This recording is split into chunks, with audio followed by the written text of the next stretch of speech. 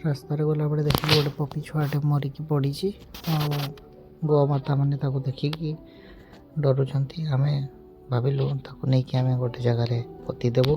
ତ ମୁଁ ଆଉ ମୋର ଜଣେ ସାଙ୍ଗ ଦେଖା ହେଲେ, ତା ସହିତ ନେଇକି ଆମେ ମାଟିରେ ଯାଇକି ପୋତିବା ପାଇଁ କିଛି ଉପାୟ ପାଞ୍ଚିଲୁ। ଆଉ କିଛି ଦୂରତାରେ ଥିଲା ଆମର କିଛି ମାଟି, ସେ ମାଟିକୁ ଗଡ଼ିକି ସେଥି ମଧ୍ୟରେ ଆମେ ତାକୁ ସମ୍ମାନ ସହିତ ତାକୁ ମାଟିରେ ପୋତି ଦେଲୁ।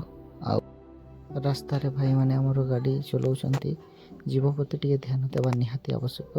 କାହିଁକି ନା ସେମାନେ କିଛି ବୁଝିପାରନ୍ତି ନାହିଁ ଭଲ ମନ୍ଦ। ତ ତେଣୁକରି ମନୁଷ୍ୟ ଜୀବନ ପାଇଛେ ଯେହେତୁ ଆମେ ଭଲ ମନ୍ଦ ଆମେ ବୁଝିପାରୁଛେ। ତ ତେଣୁକରି ଆମକୁ ଦେଖିକି ଟିକେ ଗାଡ଼ି ଚଲାଇବାର ଅଛି। ଆଉ ରହିଲା ଆମର ଆଜି ଫୁଡ୍ ଡ୍ରାଇଭ୍ରେ କିଛି ଆମର ଗୋମାତାମାନଙ୍କ ପାଇଁ କିଛି ଆମେ ଆଣିଥିଲୁ।